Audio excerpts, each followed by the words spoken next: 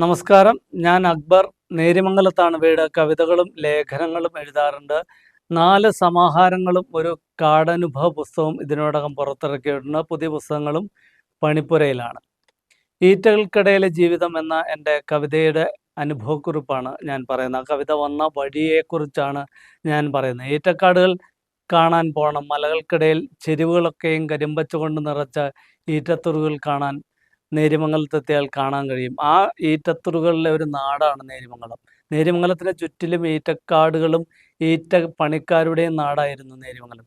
അതുകൊണ്ട് തന്നെ ആ ഈറ്റക്കാടിനെ അനുബന്ധിച്ചാണ് ഈ കവിത വരുന്നത്. ആനപ്പിണ്ടത്തിന് മുളച്ചു വരുന്ന ചാരനിറമുള്ള കുഞ്ഞു കൂണുകൾ നേര്യമംഗലം കാടുകളിലെ ഈറ്റകൾക്ക് ഏറെ പ്രസിദ്ധമാണ്. ഇങ്ങനെയുള്ള ഒത്തിരി കാര്യങ്ങൾ ഈ കവിതയിൽ വരുന്നുണ്ട്. ചെറുപ്പത്തിലേ തൊട്ട് കാണുന്ന ഈറ്റപ്പണിക്കാരുടെ ഈറ്റ കാട്ടിൽ നിന്ന് വെട്ടി ലോറിയിലേറ്റി കൊണ്ടുപോകുന്ന പെണ്ണുങ്ങളുടെ, പ്രത്യേകിച്ച് പെണ്ണുങ്ങളുടെ അവരുടെ ജീവിതമാണ് ഈ കവിതയിൽ കൊണ്ടുവന്നത്. കാരണം അന്ന് ആണുങ്ങളല്ല കൂടുതൽ, ഒരു വീട് പുലർത്തുന്ന പെണ്ണുങ്ങളാണ്. നാഥയും പെണ്ണാണ്. ആ പെണ്ണിൻ്റെ ഒരു മനോധൈര്യമാണ് ആവറൂട്ടി പോലെയുള്ള, പെണോർകുടി പോലെയുള്ള, മംഗളം പോലെയുള്ള വലിയ കാടുകൾക്കുള്ളിൽ തനിയെ പോയി കിടന്ന്, ആണുങ്ങളുണ്ടാവും കൂടെ, എങ്കിലും കിടന്ന് ഈറ്റ വെട്ടി ഒരാഴ്ച കഴിഞ്ഞ് ശനിയാഴ്ച വലിയ ലോറിയിൽ കയറ്റി തിരിച്ചു കൊണ്ടുവരുന്ന പെണ്ണുങ്ങൾ. അവർ വലിയൊരു മാതൃകയാണ് എനിക്ക് പറഞ്ഞത്. ആ മാതൃകയാണ് ഈ കവിതയിലേക്ക് വന്നതിന് കാരണം. അത് പല കാര്യങ്ങൾ കൊണ്ട് തന്നെ കവിതയിൽ പല രീതിയിൽ വന്നിട്ടുണ്ട്. അത് നേര്യമംഗലത്തെ ജീവിതത്തിൻ്റെയും ഭാഗമാണ്. ആവറൂട്ടിയിലെ ഏറ്റക്കാടുകൾക്കിടയിലാണ് കൂന്ത്രപ്പുഴ എന്ന കാട്ടരുവി ഉള്ളത്. അത് ഇപ്പോൾ കുട്ടമ്പുഴ പഞ്ചായത്തിൻ്റെ ഭാഗമാണ്. നേരത്തെ ഇടുക്കി ജില്ലയുടെ ഭാഗമായിരുന്നു.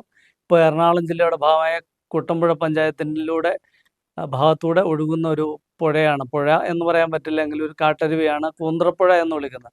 നല്ല മാങ്കുളത്ത് ഭാഗത്തു നിന്നാണ് അതിൻ്റെ ഉത്ഭവം. തെളിഞ്ഞ വെള്ളവും ഒക്കെ ഒഴുകുന്ന കുയിൽ പോലെയുള്ള അപൂർവ ഇനം മത്സ്യസമ്പത്താൽ ഇപ്പോഴും സമ്പന്നമായ ഒരു അരുവിയാണ്. ആ അരുവിയുടെ ഓരത്താണ് ഏറുമാടങ്ങളിലേറി ആളുകൾ കാട്ടിൽ പോയി താമസിക്കുന്നത്. അവരുടെ അന്നത്തെ അനുഭവം ഞാൻ പോയിട്ടുണ്ട് ചെറുപ്പത്തിൽ എന്ന് വെച്ചാൽ ഒരു കൗമാരകാലത്ത് ഇവരെന്താണ് ചെയ്യുന്നത് അറിയാൻ വേണ്ടി ഇവരെ കൂടെ പോയി അവിടെ താമസിച്ചിട്ടുണ്ട്. രാത്രിയൊക്കെ ആനയൊക്കെ വരും. ഈ ആന വരും, പലതരം കാടിൻ്റെ ശബ്ദങ്ങളൊക്കെ കേൾക്കാൻ കഴിയും. അങ്ങനെ ഈ ഈറ്റ വെട്ടുന്ന ന്യൂസ് പ്രിൻ്റ് ഫാക്ടറിക്കും, അതായത് പേപ്പർ മില്ലുകൾക്കും അല്ലാതെ ബാംബു കോർപ്പറേഷനുമായിട്ടായിരുന്നു പണ്ട് ഈറ്റവെട്ട് നേര്യമംഗലം കേന്ദ്രീകരിച്ചാണ് ഈറ്റപ്പണിക്കാരുടെ ഒരു ലോകം അന്നുണ്ടായിരുന്നു. അപ്പോൾ ചുറ്റും 6 മൈൽ അടക്കം മാങ്കുളം അടക്കമുള്ള സ്ഥലങ്ങളിലൊക്കെ ഈറ്റപ്പണിക്കാരുണ്ടായിരുന്നു. പൂയംകുട്ടിയിലും കുട്ടമ്പുഴയിലും നേര്യമംഗലത്തുമായിരുന്നു ഈറ്റവെട്ടുകാരുടെ പ്രധാന ഇടങ്ങൾ. അതുകൊണ്ട് തന്നെ ചെറുപ്പം തൊട്ട് അനുഭവിച്ച അനുഭവങ്ങളാണ് ഈ കവിതയിലേക്ക് എത്തിച്ചത്. പലപ്പോഴും ഈറ്റവെട്ടുകാർ വരുന്ന ശനിയാഴ്ചകളാണ് നേര്യമംഗലത്തെ അങ്ങാടി. അന്ന് വലിയ ചന്തകളൊന്നുമില്ല. ഗ്രാമപ്രദേശമായിരുന്ന നേര്യമംഗലത്തെ ചന്തകൾ ഉണരുന്നത് ശനിയാഴ്ച വൈകുന്നേരത്തോടെയാണ്.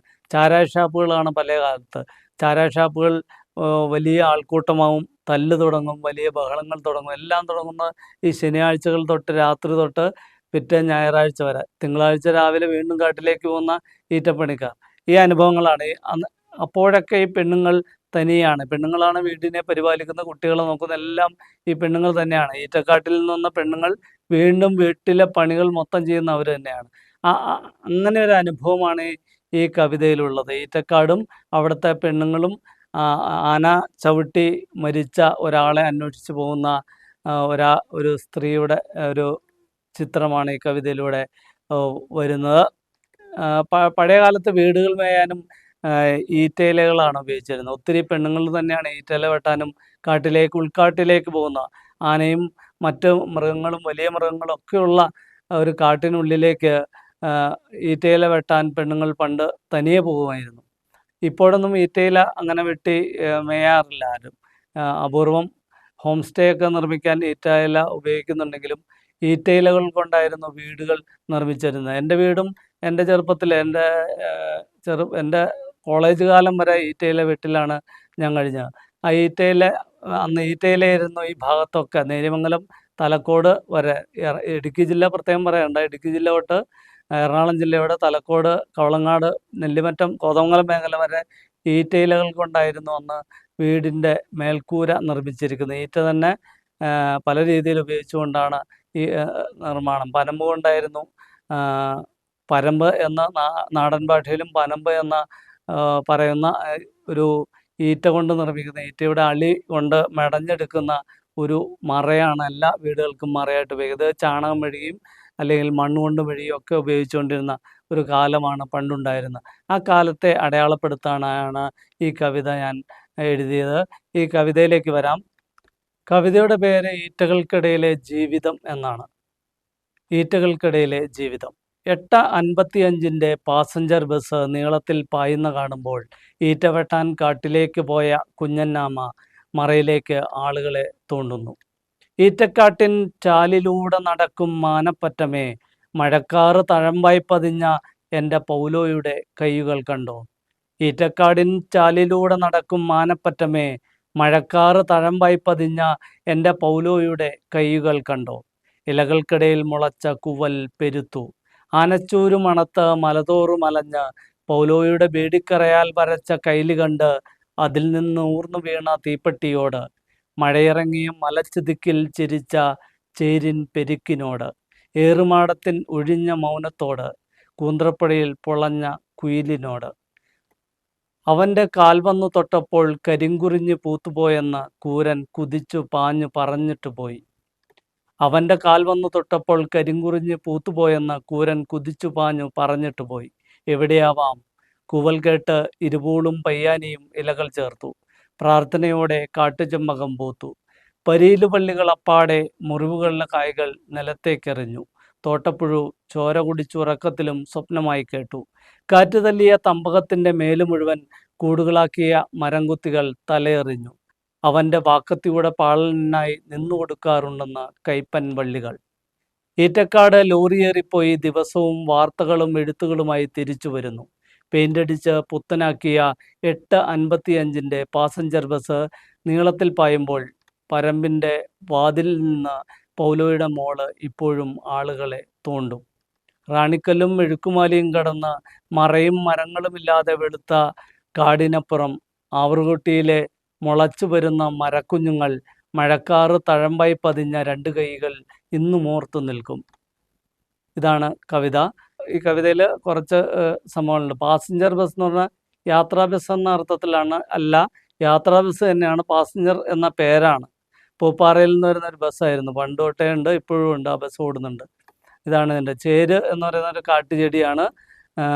അത് തൊടുമ്പോൾ ചൊറിച്ചിലുണ്ടാവും. ചേര് പെരുത്തു എന്നാണ് നാട്ടുഭാഷ, കാട്ടുഭാഷ അത് തന്നെ. കുയിൽ എന്ന് പറഞ്ഞ ഒരു പക്ഷിയല്ല, കുയിൽ ഒരു മത്സ്യമാണ്. അത് ശുദ്ധജലത്തിൽ, കാട്ടിലുള്ള കാട്ടരുവിയിലെ ശുദ്ധജലത്തിൽ, നേരത്തെ പെരിയാറിലൊക്കെ ഉണ്ടായിരുന്നു. ഇപ്പോൾ മലിനമായതോടെ മലിനജലത്തിൽ ഇത് വളരില്ല. അതുകൊണ്ട് തന്നെ അത് ഏറ്റവും ശുദ്ധമായ ജലത്തിൽ വളരുന്ന ഒരു മത്സ്യം കൂടിയാണ്.